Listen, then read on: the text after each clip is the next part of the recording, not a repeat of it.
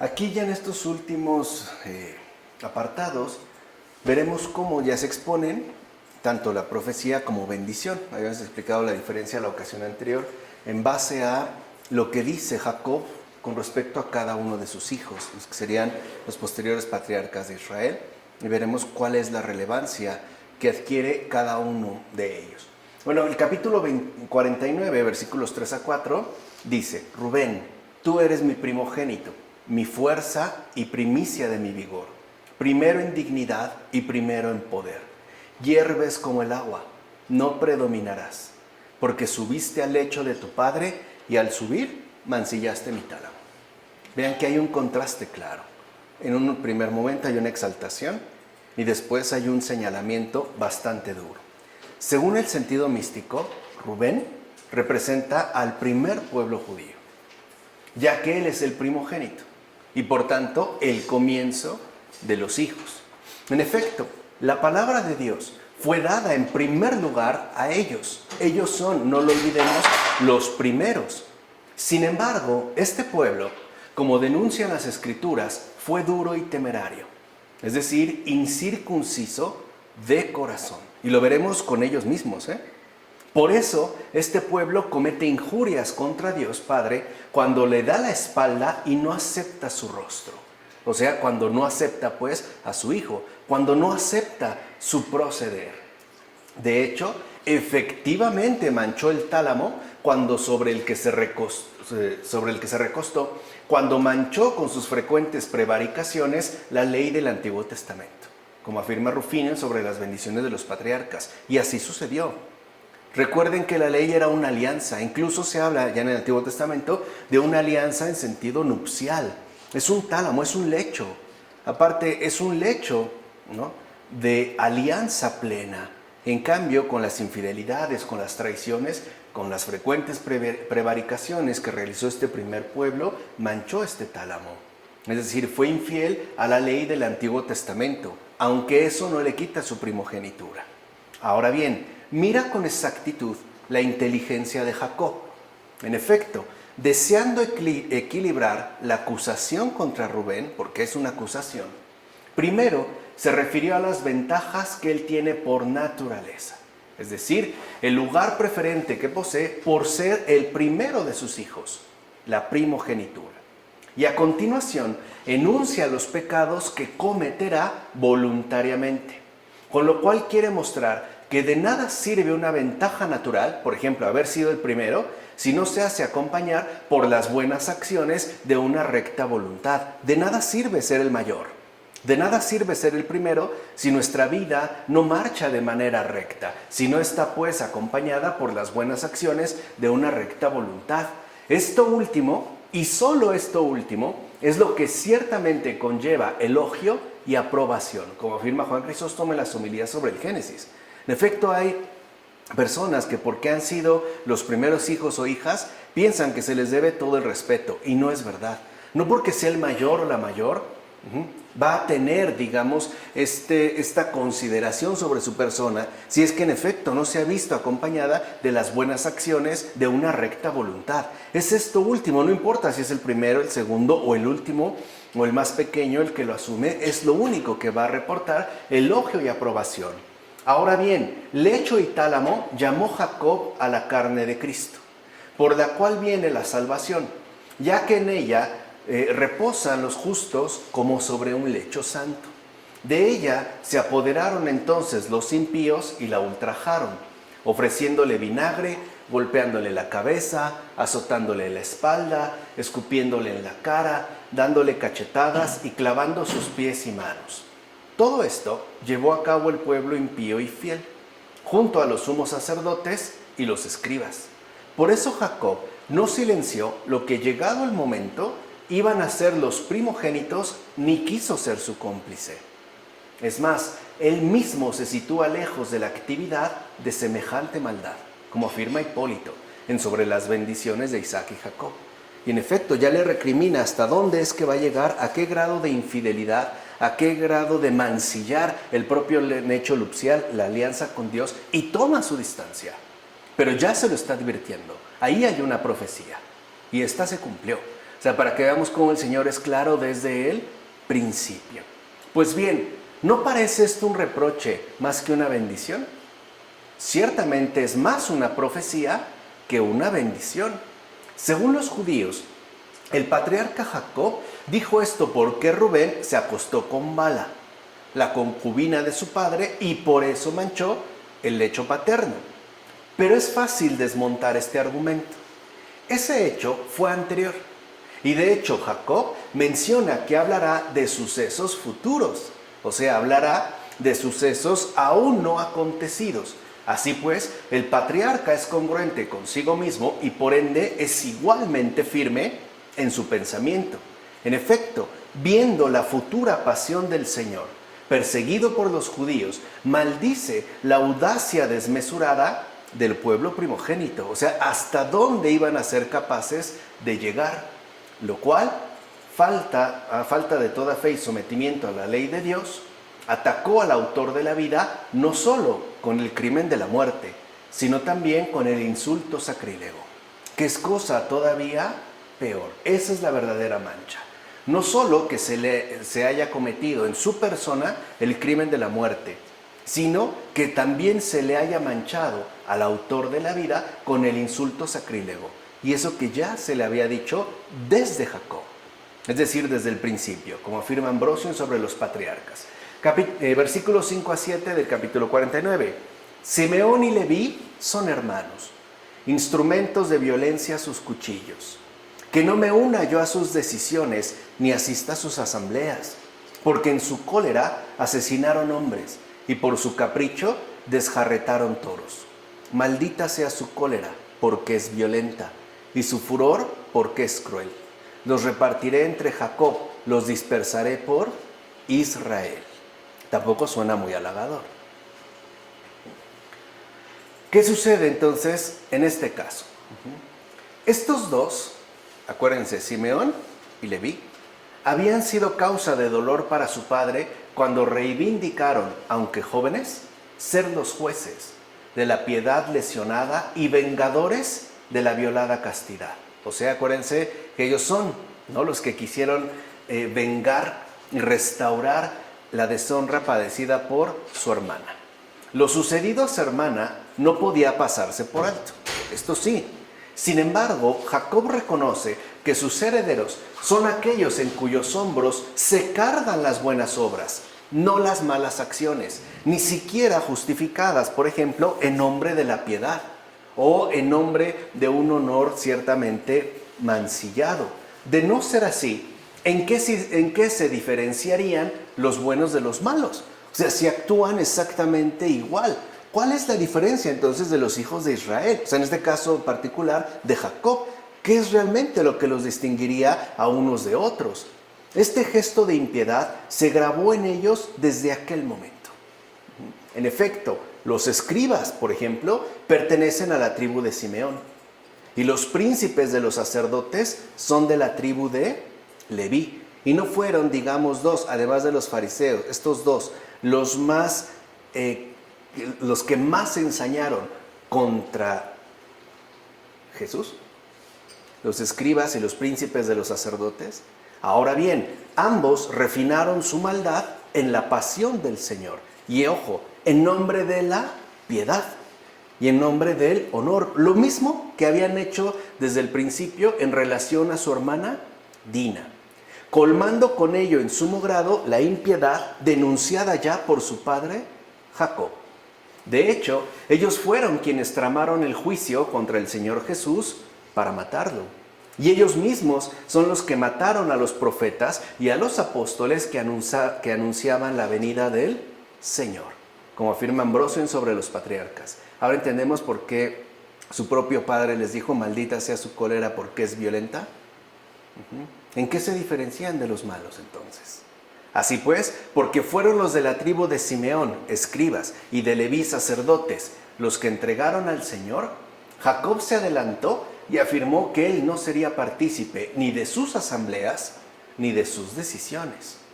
O sea que Jacob no es cómplice de engaño ni de la muerte del Señor, como afirma Hipólito en sobre las bendiciones de Isaac y Jacob. Y aquí es donde veríamos la diferencia entre un judío y un verdadero israelita. Si por israelita entendemos un verdadero hijo de Israel, o sea, un verdadero hijo de Jacob, que no es cómplice ni de engaño, ni de la muerte del Señor, ni de la postura violenta de los escribas, ni de la postura violenta de los levíticos, es decir, de los sacerdotes. En consecuencia, Jacob maldice tanto su furor como su temeridad y declara que serán dispersados por todo el pueblo de Israel, con lo cual se profetiza ya que ellos no tendrán su propia herencia de tierra, como afirma Hipólito también sobre las bendiciones de los patriarcas, y así ha sido hasta el momento. No tienen templo, de hecho se acabaron, no hay sacerdotes. Se acabó la tribu de Leví, también se acabó la tribu de Simeón. Por último, en términos históricos, Jacob también se refiere a sus acciones según la estratagema que ambos tramaron contra los habitantes de Siquem para engañarlos y persuadirlos mediante malicia y argucia. O sea que esto ya lo traían desde mucho tiempo atrás. Esa malicia, esa argucia, ¿no? Esa astucia para el engaño y la persuasión. Por eso dice Jacob que su cólera es violenta, es decir, tanto impetuosa como irrazonable. De hecho, su propia ira es maldecida por ser cruel, ya que cuando los de Siquem llegaron a pensar que ellos mostraban un gran afecto hacia ellos, entonces Simeón y Leví desencadenaron su violenta cólera y les hicieron la guerra. O sea que sus actos fueron pecados. Y como ya sabemos, el pecado siempre trae consigo la división y la dispersión, como afirma Juan Crisóstomo en las homilías sobre el Génesis. O sea que ya Jacob se está adelantando bastante y está dejando en claro que Simeón y Leví iban a ser, digamos, los verdaderos causantes de la división y por tanto de la dispersión que iban a padecer. Versículos 8 a 12. A ti, Judá, te alabarán tus hermanos. Pondrás tu mano sobre la cerviz de tus enemigos y ante ti se postrarán los hijos de tu padre. Judá es un cachorro de león. Hijo mío, volviste con la presa. Se recuesta echándose como un león y como una leona. ¿Quién le hará levantarse? No se apartará de Judá el cetro, ni el bastón de mando de entre sus pies, hasta que venga aquel a quien le pertenece y a quien deben obediencia las naciones. Ata su asno a una cepa y a una parra su pollino. Lava en vino su vestido y en sangre de uvas su manto. Sus ojos son más oscuros que el vino y sus dientes más blancos que la leche. Mira, de la tribu de Judá nacería David, y de David, según la carne, Cristo.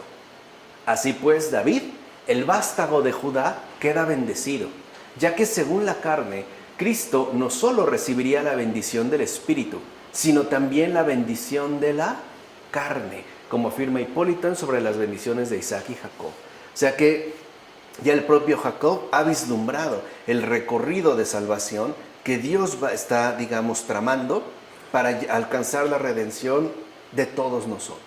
Y esta tiene que pasar justo por la tribu de Judá. Por eso no es casual que de ahí nazca David. Y de ahí es donde va a proceder, según la carne, Cristo. Así pues, Cristo es el Señor por naturaleza y hermano por la gracia, cuyas manos extiende al pueblo infiel en la cruz y se posan sobre la cerviz de los enemigos. En consecuencia, con las mismas manos y la misma pasión, protegió a los suyos, dominó a los poderes enemigos e hizo súbditos suyos a todos los que no tenían ni fe ni piedad. De él, en efecto, dice Jacob, domina en medio de tus enemigos. ¿Y cuáles son estos enemigos? Pues todos los vicios espirituales que solían doblegarnos en esclavitud. Pero ahora esos vicios han quedado sometidos por el triunfo de Cristo y están en sus manos. De manera que tales vicios padecen ya el tormento de la cautividad, que es uno de los grandes efectos de la redención del Señor, como afirma Ambrosio. En efecto, rectamente se dice aquí que Cristo pondrá la mano sobre la cerviz de los enemigos, pues todos los que adoraban ídolos daban la espalda a Dios. Por eso el Señor pone la mano sobre ellos para que queden convertidos y levanten el rostro a Dios, como afirma Rufino. Por eso sí lo vemos, a diferencia de lo que ocurría en los pueblos antiguos. Por ejemplo, las pirámides de Egipto, a los faraones se les consideraba deidades, ¿no? Y al entrar, sabemos que las pirámides son sepulcros. Al entrar, hacían unos pasadizos bajos para que uno se tuviera que doblegar forzosamente. O sea, nadie podía entrar erecto. Con el Señor no es así. También por eso fue elevado de la cruz. Nos restaura con ello la dignidad. Incluso en las parroquias sigue ocurriendo así. Generalmente en el altar arriba hay un Cristo. Y a nosotros literalmente nos obliga, así sea para contemplar la arquitectura, el arte, lo que quieran, a levantar el rostro. Esa es una gran diferencia. El Señor no nos quiere con el rostro abatido, nos quiere con el rostro levantado, mirándolo precisamente hacia Él. Ahora bien, si uno desea interpretar el término Judá, vean lo que significa Judá. Este significa alabanza, elogio o celebrado con himnos. Eso significa Judá. Estos términos se aplican a Cristo, el cual es de la tribu de Judá, según la carne. En efecto, Cristo nació de Judá, de Jesé, de David y de aquella virgen que fue escogida para el nacimiento, según la carne. Cristo es, por tanto, el Santo y el Señor, Rey y Creador de todas las cosas, aunque se presente bajo la forma humana. Pues si Él nos concede andar sobre serpientes y escorpiones y pisar todo el poder del enemigo, ¿cómo no ha de ser necesario confesar que Él mismo tendrá sometidos bajo sus manos a aquellos que quieren resistirse y hasta adoptan una actitud de impía exaltación? Por eso Jacob profetizó que de Cristo nada ni nadie puede huir, como afirma Cirilo de Alejandría. Y él lo dijo: cuando sea elevado de la tierra, atraeré a todos hacia mí. A todos. Ni uno se escapa de él. Nadie puede, pues, evadirlo ni darle la vuelta. Nadie puede huir del Señor, de su elevación, de su salvación. Otra cosa será si se acepta o no. Pero nadie puede huir de él. Ciertamente, el decir Jacob león y cachorro de león señaló a las dos personas. Vean qué bonito, ¿no? La del Padre y la del Hijo. Así pues, el cachorro de león es el Hijo del Padre, que según la carne nació encarnado en el seno de la Virgen por obra del Espíritu Santo. La raíz de Jesé era el linaje de los patriarcas, como una raíz plantada en tierra. Y el vástago que floreció de ella era María, que era de la casa y familia de David. Y el retoño germinado en ella era Cristo. Es decir, precisamente lo que profetizó Jacob. Quiere decir que ya también desde aquí se ha profetizado la aparición de la propia Virgen María y la encarnación del Señor, según la carne, por obra del Espíritu Santo. No había entonces pretexto para rechazar la obra de Dios. Pero está este grave peligro, al menos como posibilidad, de la dureza de corazón, del permanecer incircuncisos y rechazar lo que Dios nos ofrece. Ya no solo llámese salvación a grandes rasgos, sino también la obra y el modo en el que Él pretende en efecto realizar y llevar a cumplimiento su voluntad, como afirma Hipólito sobre las bendiciones de Isaac y Jacob. Por otra parte, lo de te echaste a dormir como un león y como un cachorro de león significa lo siguiente: como un león quiere decir que es de la misma naturaleza del Padre. O sea, para que cuando apareciera el Verbo encarnado, no se negara de que se trataba de Dios mismo, el cachorro de león, o sea, hijo del Padre. Y como un cachorro de león significa entonces que es su hijo. Además, esto se dice para mostrar su dormición de 3 días en el sepulcro y su posterior resurrección. Ojo aquí, porque aquí aprenderemos que el Génesis justo termina hablando de eso. El Génesis no es más que la gran narración que va de la creación a la resurrección. Por eso cuando dicen, ¿quién te podrá levantar cuando te eches a dormir? Como el Hijo que ha muerto por nosotros, el Padre. Es el único que te va a levantar. La dormición de 3 días en el sepulcro. Fíjense, esto se hablaba de lo que iba a acontecer, como afirma Hipólito. En efecto, ya que te has encarnado, ¿no? Es como se habla del Padre, ve a la pasión, a la muerte y a la resurrección, dice el texto. Es lo que está diciendo Jacob. Y el que lo haga como un león significa que la muerte de Cristo sometió y triunfó sobre los demonios, ya que atrapó a su presa con total éxito. No se le escapó. El león, pues, nos liberó de la cautividad. Así pues, en su sueño, venció y canceló todo lo que nos tenía sometidos. Fíjense, por el simple hecho de morir. Con eso. De hecho, asimismo destruyó al que tenía el dominio sobre la muerte, cuando al tercer día se levantó como cachorro de león, como afirma Rufino sobre las bendiciones de los patriarcas. Que por cierto, esto es lo que destaca C.S. Lewis, ¿no? En las Crónicas de Narnia, la figura de león, es Cristo. Ya sabemos que es una narrativa católica. Bueno, así pues, he aquí al que ata su asno a una cepa y a una vid su pollino, de modo que la reunión de las naciones, antes tibia y negligente, posea el fervor del Espíritu Santo. De hecho, tal reunión por Cristo está llena de gracia y bendición. En efecto, por Él hemos sido atados con los lazos irrompibles de la fe, que es justo el sarmiento lleno de buen fruto, o sea, la vid perpetua. Algo que el Señor va a retomar en su momento, ¿no? Yo soy la vid. Vean, les está hablando ya de lo que se había mencionado desde los patriarcas. Ahora bien, si en Cristo la túnica es la carne y su vestido es el cuerpo, fue Él quien lavó la sustancia de su cuerpo y la materia de su carne con la sangre, es decir, en vino. De hecho, purificando en su pasión la humanidad asumida. Así pues, en tanto es lavado el ser humano con el vino del Señor, su sangre, y fíjense, aquí se ve la gran diferencia entre Dios y nosotros. Nuestra sangre mancha. Qué difícil es que se quite, ¿eh?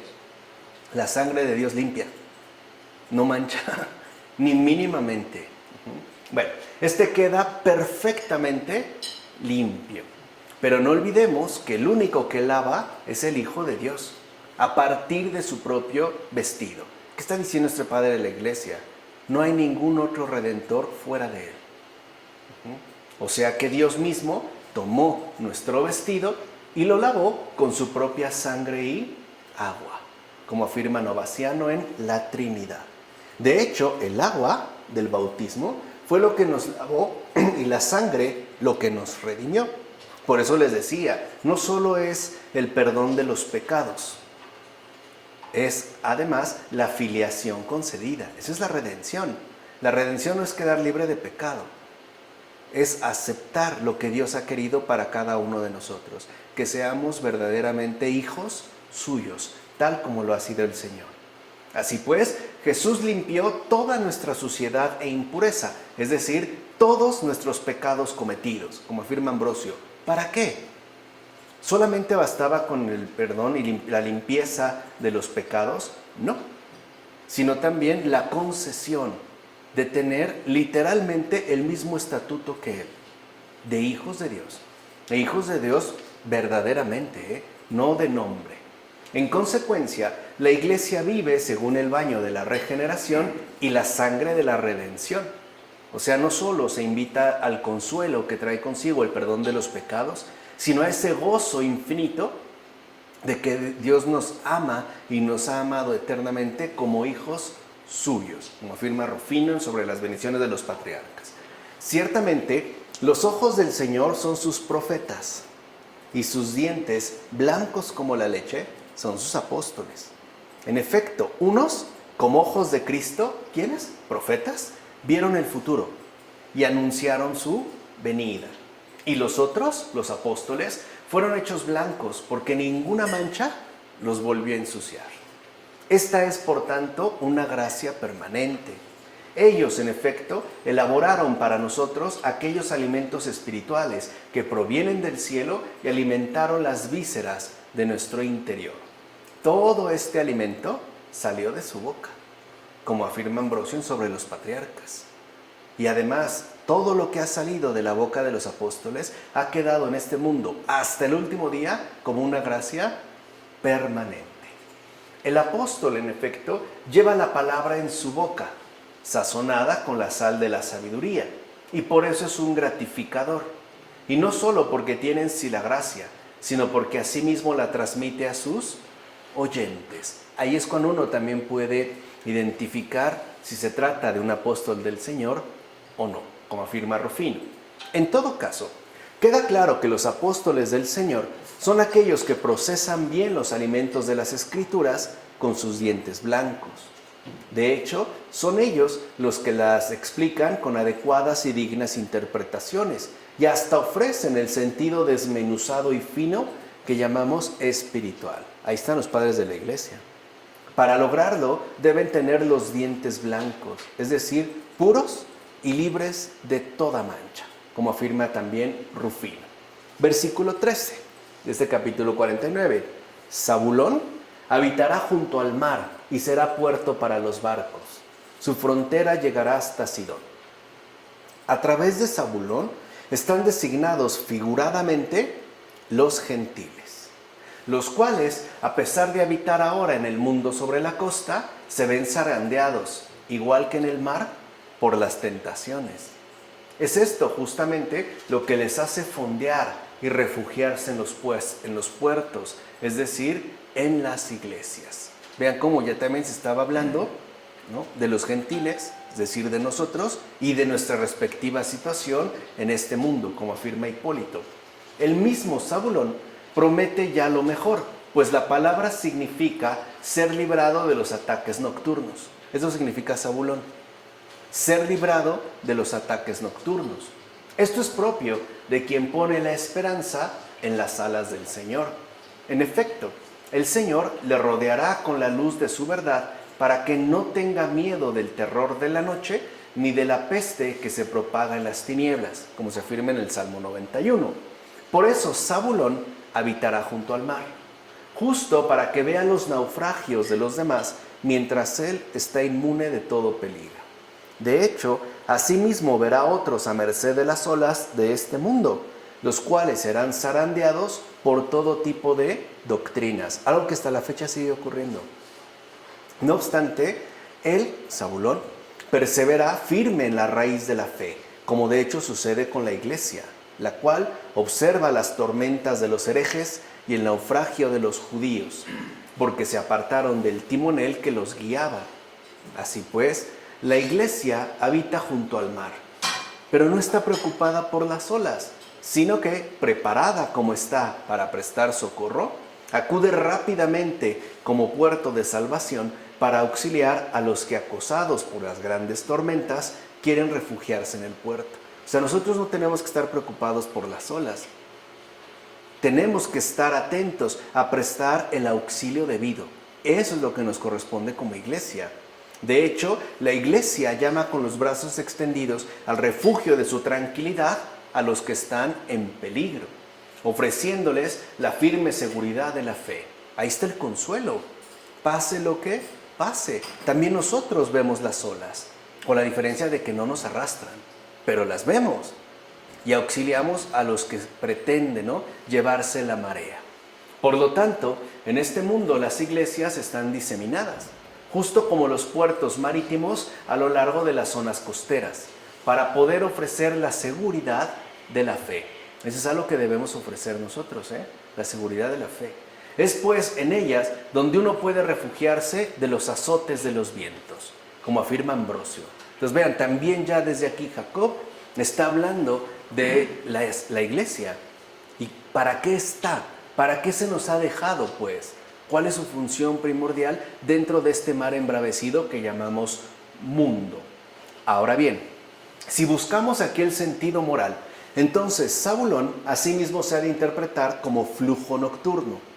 Así se puede entender lo que sigue, ya que el alma que vivía en tinieblas, después que ve la luz del Señor y se convierte por la confesión de la penitencia, se le quitan y fluyen de ella todas aquellas cosas que ciertamente soportaba cuando estaba en la noche de la ignorancia. En efecto, es gracias a la luz del Señor que fluye, desaparece todo lo que había en las noches y las tinieblas. Entonces las obras de la noche son vencidas para poder caminar honradamente, es decir, como en pleno día. Pero el hecho de que sus fronteras lleguen hasta Sidón, como dijo Jacob, o sea, hasta los cazadores, significa que a Zabulón se le ha de considerar como aquel que tendrá también que aprender a cazar. También eso nos corresponde. Por si alguna fiera dañina, es decir, demonios salvajes o pensamientos malignos, quieren atacarlo. Y por ende quieren asimismo acabar con la viña del Señor. O sea que nosotros también tenemos que aprender el buen combate, el combate espiritual. También estamos llamados a combatir, ¿no?, a vencer a demonios salvajes o pensamientos malignos que están siempre, ¿no?, en pie de guerra contra nosotros. Así pues, convertido en un cazador hábil, podrá cazar los malos pensamientos. Algo que espero ya lo hayamos aprendido de los padres de la iglesia en la terapéutica de las enfermedades espirituales, como afirma Rufino. Versículos 14-15 del capítulo 49. Isaacar es un asno robusto echado entre las aguaderas. Ve que el descanso es bueno y la tierra agradable. Ofrece lomo a la carga y llega a hacerse esclavo a sueldo. El nombre Isaacar significa recompensa. Así pues, lo vemos esperando ya la recompensa de las buenas obras. Y no solo porque abandona las malas obras, sino más bien porque desea el bien descansando en medio del pasar de este mundo. Así pues, Isaacar se encuentra en medio, es decir, como quien no se inclina ni a derecha ni a izquierda. Y así es como procura mantener y recorrer el recto camino de la virtud. En consecuencia, quien ya está convertido espera también la recompensa de las buenas obras, y por eso descansa entre los mandamientos de Dios, los cuales nos muestran que el descanso es bueno y la tierra fértil. En tal caso, el espíritu descansa en Dios, y la tierra es fértil porque su vida entera es capaz de producir frutos de justicia en buenas obras. ¿O acaso no es agricultor de su propia tierra, quien en los campos de su alma y de su corazón mete al arado y lo surca sin desfallecer con el arado de la palabra de Dios y la reja de las Escrituras? Tal agricultor incluso riega desde los manantiales de Israel las plantaciones de la fe, la caridad, la esperanza y la justicia, y por eso asume para su alma ruda toda la buena disciplina de la agricultura celestial. O sea, también aquí el Señor, a través de Jacob, nos habla del alma y de la situación del alma, afirma Rufino. Por eso está claro que Isaacar representa alegóricamente al Salvador, el único que deseó por entero el bien ya desde niño, tal como dice Isaías. Antes de conocer el niño a su padre y a su madre, ya rechaza lo malo y elige lo bueno. Por eso él descansa en medio de la heredad de los profetas, es decir, en el cumplimiento de lo que estos dijeron. Porque cuando algo se ha cumplido, por ejemplo, cuando alguien finalmente ha cumplido una promesa, encuentra también descanso, ¿no? Por eso se alude también al Salvador, como afirma Hipólito. Así pues, Isaacar, que significa recompensa, representa a Cristo, nuestra más grande y bella recompensa, adquirida con la plena esperanza de la salvación eterna. Esta recompensa no se adquiere ni con oro ni con plata, sino con la fe y el amor. En todo caso, es en ella donde realmente encontramos la paz que trae consigo la renuncia a los pecados y por tanto la gloria de la resurrección, que es el bienaventurado descanso. O sea, hay dos tipos de descanso.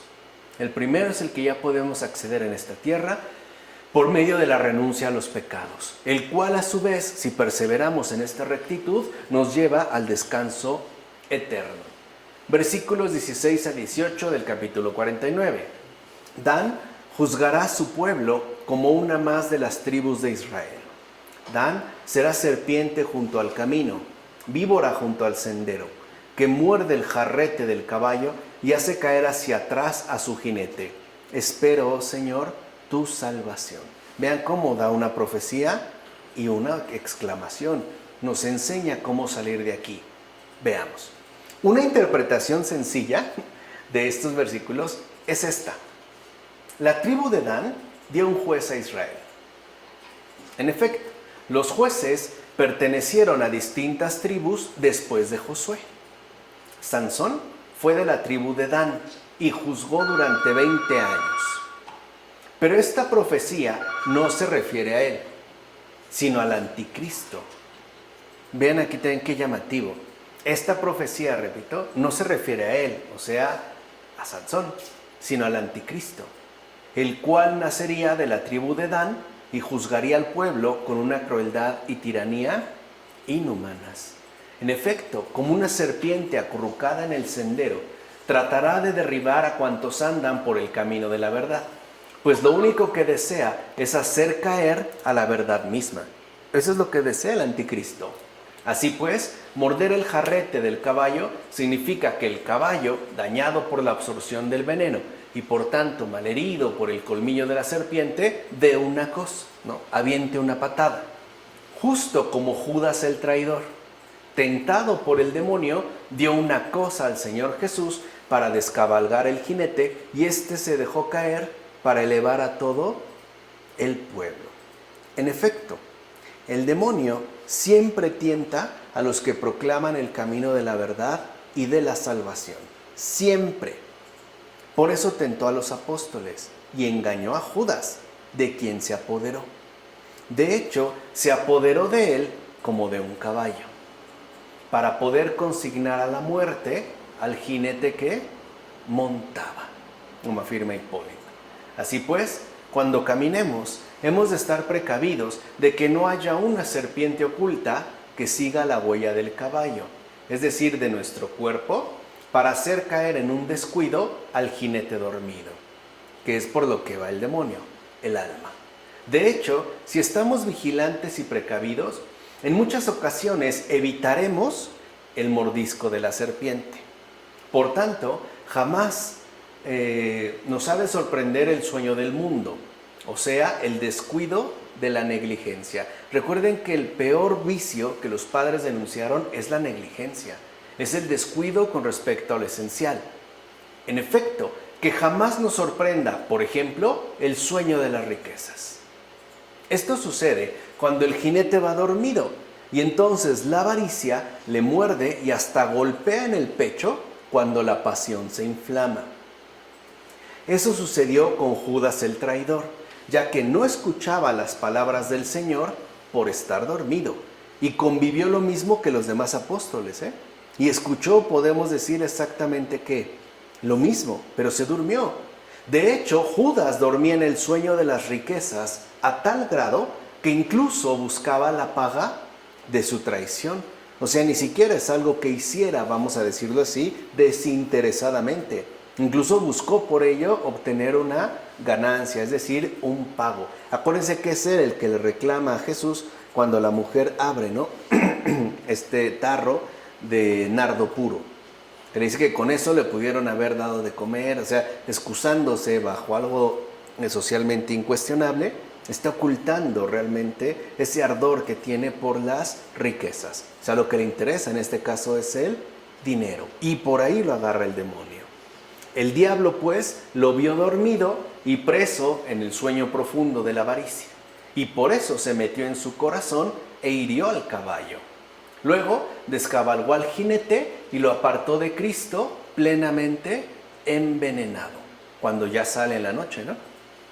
Cuando el Señor le dice, ve, ¿no? Haz lo que tengas que hacer. Ya sale completamente envenenado. Por último, bueno, esto lo dice Ambrosio, mira que un sendero es como un camino más estrecho, lo cual indica que Dan no avanza por el camino ancho y dilatado que conduce a la muerte, sino por el estrecho y accidentado que conduce a la vida. En efecto, es ahí donde muerde el jarrete del jinete para hacerlo caer hacia atrás. O sea, el demonio no nos va a atacar cuando estamos en los vicios, Él ya sabe que estamos perdidos, no le interesa. No, cuando vamos en el sendero estrecho de la virtud, ahí sí va a poner toda su malicia. Es justo lo que Pablo menciona cuando afirma, castigo mi cuerpo y lo someto a servidumbre, no sea que, después de haber predicado a otros, quede yo descalificado.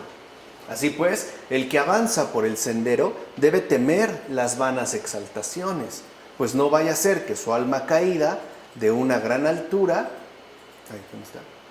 Pero no vaya a ser, es que creo que me fui, ¿no? Sí. No vaya a ser que su alma caída de una gran altura, ahí algo pasó, no sé qué fue, pero bueno, caiga, ¿no? Sin embargo, si esto sucede, no será necesariamente una desgracia. O sea, incluso en caso de que cayéramos, no sería necesariamente una desgracia, ya que con dicha caída aprenderá la buena humillación que el propio Jesús experimentó. Así pues, es propio de los que progresan temer el enaltecimiento. O sea, claro que hay un crecimiento, pero no debemos tampoco quedarnos dormidos y caer en una vana exaltación. Por eso el alma en verdad creyente se aparta de la exaltación y más bien se dirige a la humildad de Cristo, que es algo que él mismo nos enseñó, como afirma Rufino. Fíjense, versículo 19 de este capítulo 49. A Gad le asaltarán los ladrones, pero él asaltará su retaguardia. Aquí se hace mención del Sanedrín malvado. En efecto, los sumos sacerdotes y escribas fueron los que tentaron con varias pruebas al Salvador, ya que querían hallar una acusación contra él. En efecto, ellos quisieron apoderarse de él con engaño para matarlo, pero el Salvador, conocedor de sus intrigas, los puso a prueba con su justicia y los entregó a la muerte por su propio pecado, como afirma Hipólito. Además, tengamos en cuenta que asaltos son también las preguntas llenas de astucia de los escribas y fariseos. También ahí está, pues, ¿no?, la astucia que ya había denunciado Jacob en torno a Simeón y Leví. Asaltos que el Señor Jesús, con su santidad, convirtió en tentaciones para ellos. En efecto, Él los asaltó por su propia retaguardia sin dar siquiera tiempo para discutir a los que le tentaban. Por ejemplo, al preguntarle, dinos, ¿con qué potestad haces estas cosas? ¿Se acuerdan de ese pasaje? No responde a la pregunta, sino que él mismo les hace otra pregunta. Ahora les llega por la retaguardia y les dice, también yo os voy a hacer una pregunta. Si me la contestáis, entonces yo os diré con qué potestad hago estas cosas, como se afirma en el Evangelio de Mateo. De hecho, con ello los enredó en sus propias palabras y hasta les apremió con su misma presión. A ver, respondan. Por eso no pudieron responderle nada y hasta quedaron más bien admirados. Así pues, la profecía dada a Gad significa lo siguiente: la tentación de los malintencionados es una fosa que ahí mismo encierra a los que calumnian, como afirma Ambrosio. O sea, ya se estaba poniendo al descubierto el proceder del Sanedrín, que es inseparable de la pasión del Señor. Según este proceso, el sentido moral discurre de la siguiente forma: el ser humano, habiéndose arrepentido y habiendo confesado su error, manifiesta ya cierto grado de progreso. De modo que, tras ser tentado por el enemigo y haber puesto a prueba la fuerza de su ánimo, alcanza por la constancia su propósito, que es lo que requerimos. Después del arrepentimiento, constancia. Así pues, nunca nadie alcanzará la perfección sin antes haber sido puesto a prueba en las tentaciones. Tendremos todos que atravesar para avanzar el camino estrecho, pero ya sabemos, lo que requerimos es cuidado y vigilancia, no quedarnos dormidos, como afirma Rufino. Versículo 20 del capítulo 49. Aser tiene un pan excelente, produce manjares regios. En su significado latino, aser significa riqueza. Por tanto, él era el único capaz de saciar a todos los que se le acercasen. ¿Y quién es rico sino el que goza de las grandes riquezas, es decir, de la sabiduría y de la ciencia de Dios? ¿Quién más rico entonces que el Señor Jesús, que está siempre en la abundancia y nunca padece necesidad? Ciertamente, Jesús entró pobre en este mundo, pero poseyó todo y colmó de bienes a todos. Qué grande es en medio de las riquezas quien hace ricos a todos con su pobreza. Pobre lo fue por nosotros, aunque era igual de rico que el Padre. De hecho, se hizo pobre para liberarnos de la pobreza, ya que su pobreza enriquece. Otra vez, por completo contrario a lo que ocurre con nosotros. ¿Cuántas veces nuestra riqueza es a costa del empobrecimiento de muchos? Con Él es al revés. Incluso su hambre sacia, su muerte da vida y hasta su sepultura resucita. Él mismo es, por tanto, absoluta y abundante riqueza. Se está hablando a través de Cristo, como afirma Ambrosio. Así pues, como hacer significa riqueza, también implica dicha. ¿En qué consiste tal dicha? Es la dicha de aquel que se ha apartado del error por la penitencia hasta alcanzar una real excelencia. Este cambio paulatino no es otro más que el paso del error al conocimiento espiritual que finalmente conduce a la victoria sobre las tentaciones del mundo y del diablo. Esa es la dicha. Ese es justamente su alimento diario, o sea, su pan que baja del cielo y da la vida al mundo, como afirma también Rufino. Versículo 29. Neftalí es una cierva suelta que tiene hermosos cervatos. Neftalí significa cepa exuberante que en su fruto añade belleza. Eso significa Neftalí. Así pues, cepa exuberante designa al pueblo llamado a la libertad mediante la fe, con el fin de que todos puedan fructificar para Dios. En efecto, la vida espiritual es el Salvador, pero los sarmientos son sus santos, es decir, los que en verdad creyeron en Él. En cambio, los racimos son sus mártires, y los troncos de madera atados a las vides manifiestan la pasión del Señor. Los vendimiadores son los ángeles, los cestos en que se recoge el fruto de la vid son los apóstoles.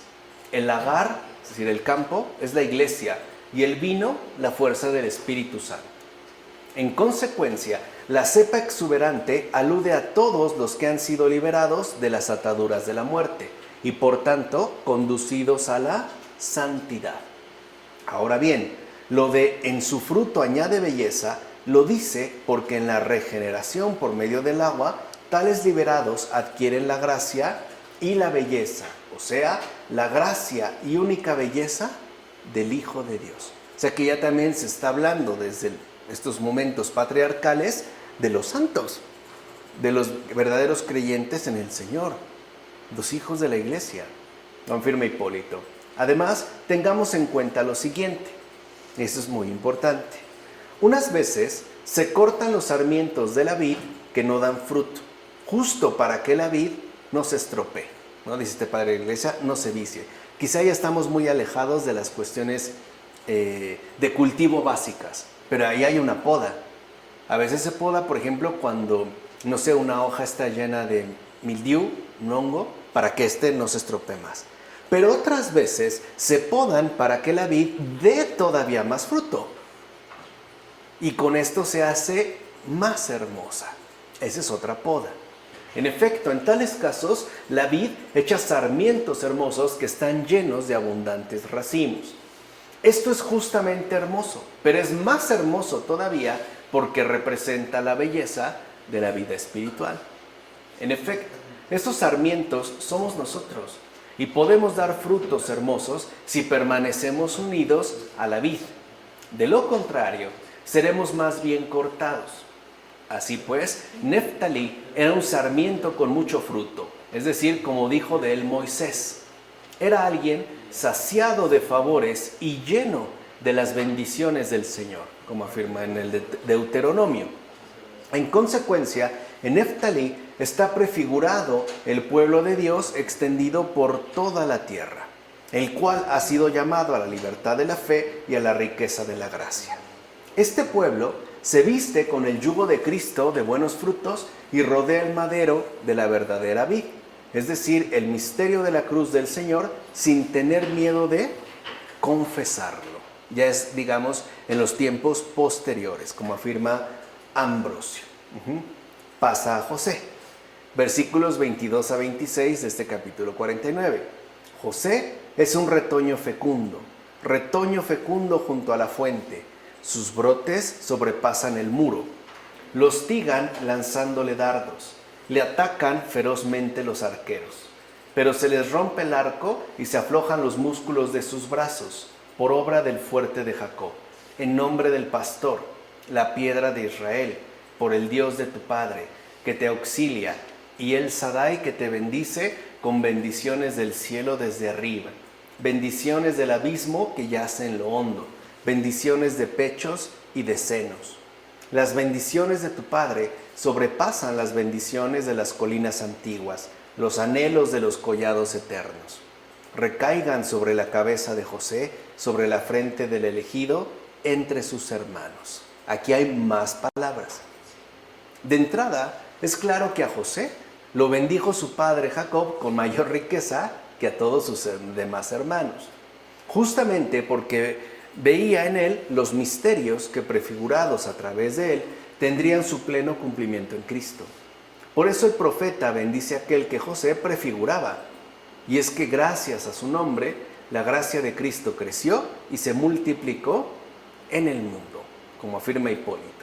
Ahora bien, del mismo modo que Jacob se apoyó en José en vez de en Rubén, el primogénito, también en este mundo Dios no se apoyó en el primogénito y rebelde Adán, sino en el Hijo de los últimos días, en el cual el mundo entero se habría de apoyar. Y no solo eso, sino también mantener en pie como sobre una firme columna ante el error, como afirma Efrén de Nisibi.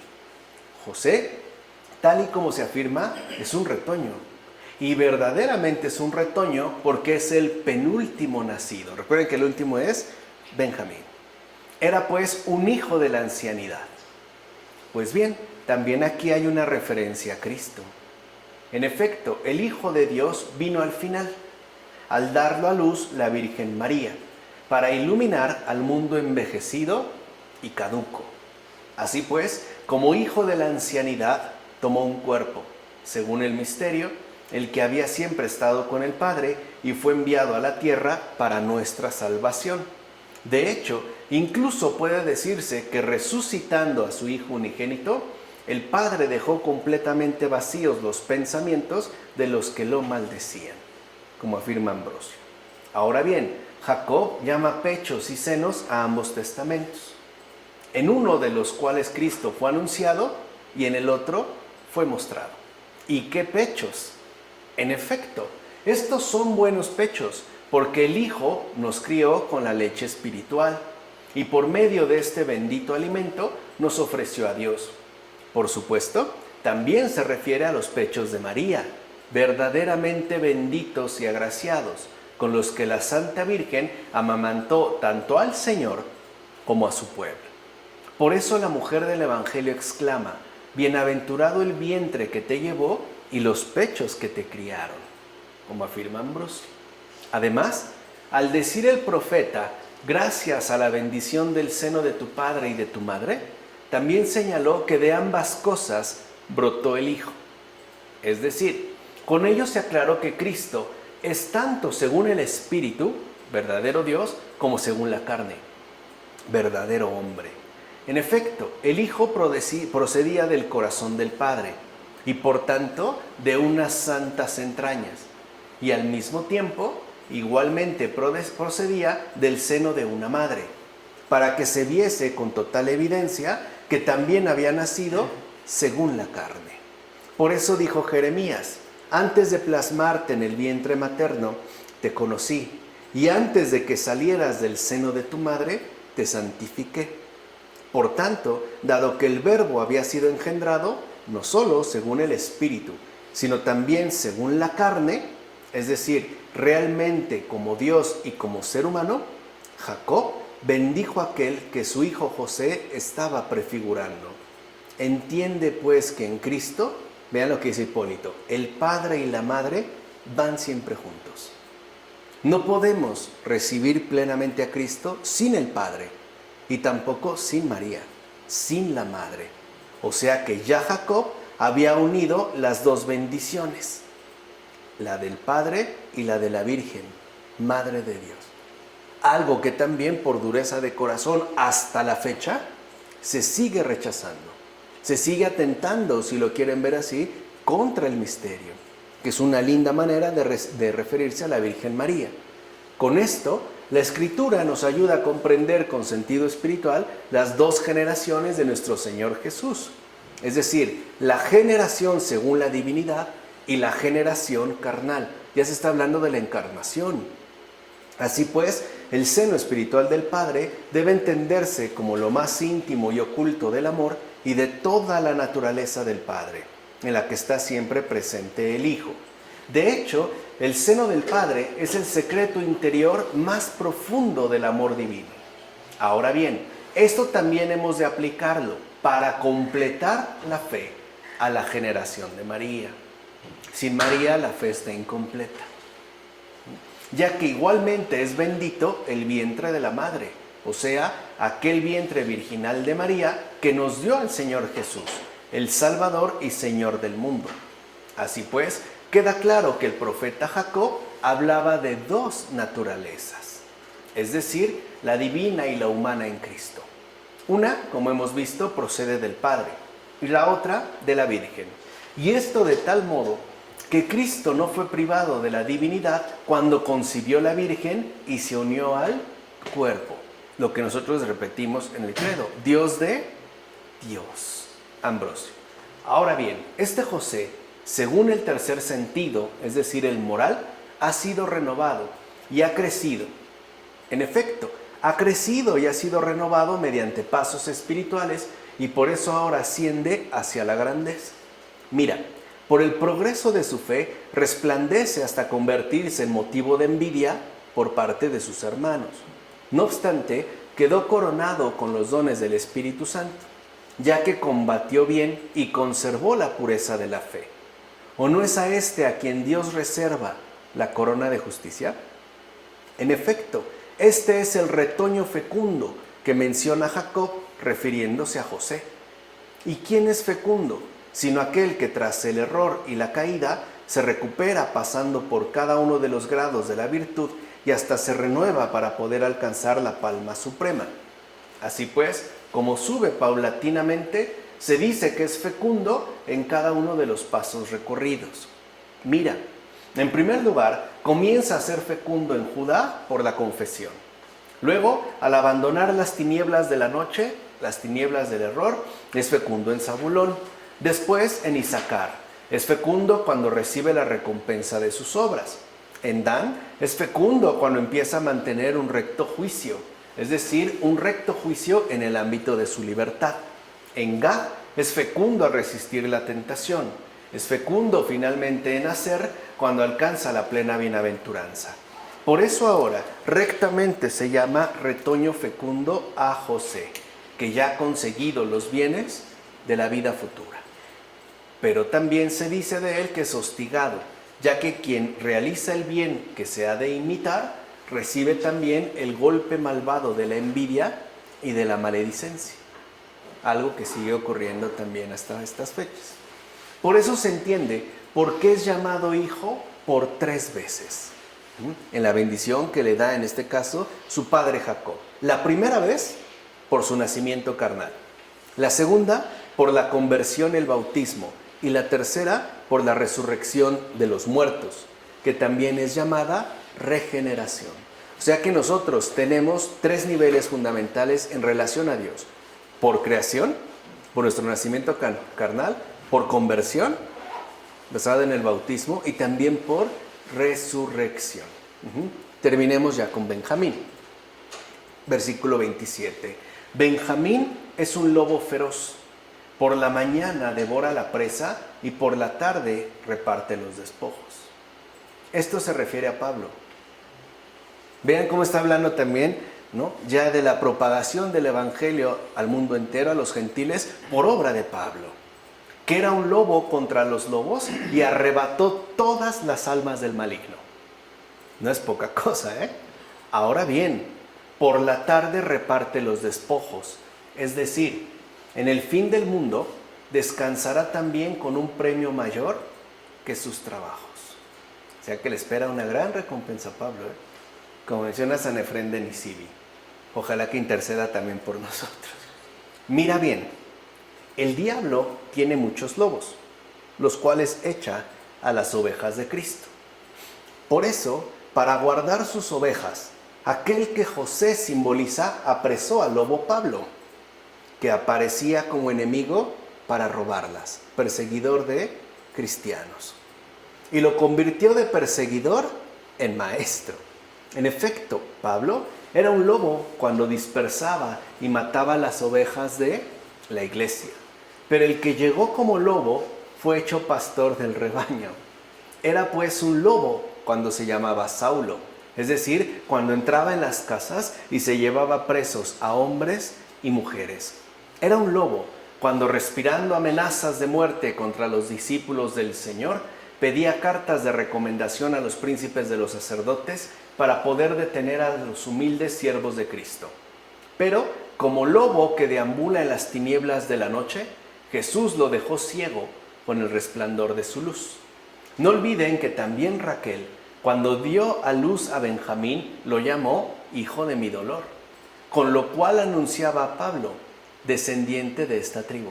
Pablo viene de la tribu de Benjamín, quien además perseguiría a los hijos de la iglesia y por tanto produciría un gran dolor a la madre. Pero también con el tiempo repartió los despojos llevando la palabra de Dios a los gentiles y convirtió a muchos de ellos a la fe. Además, Pablo fue instrumento elegido porque solo fue convertido por el amor misericordioso del Señor. Por eso no atribuye nada a su propio mérito, sino que todo se lo concede a Cristo. Así pues, vivió fiel en la casa que antes devastaba. Vivió en la tienda de Cristo, el que antes como un lobo vagabundeaba por la selva oscura. Pero Dios lo iluminó cuando se le apareció Cristo. De hecho, cuando nada veía, teniendo los ojos abiertos, vio a Cristo. Y bien que veía ante él al que le estaba hablando. No era pues una sombra de ceguera, sino una sombra de gracia, igual a la que le anunció a María el Espíritu Santo. Cuando se le dijo a María, el Espíritu Santo descenderá sobre ti y el poder del Altísimo te cubrirá con su sombra, como afirma Ambrosio en Sobre los Patriarcas. Ya con esto terminaríamos las bendiciones, las profecías a los hijos de Jacob. Y es algo que hay que repasar también por cuenta propia para sacarle el mayor provecho posible. Ya la siguiente ocasión nos falta realmente muy poco para poder terminar este libro del Génesis, este extraordinario libro del Génesis. Ya serían los últimos versículos, ¿de acuerdo? Pero por el momento vamos a dejarle hasta aquí. En nombre del Padre, del Hijo, del Espíritu Santo. Amén.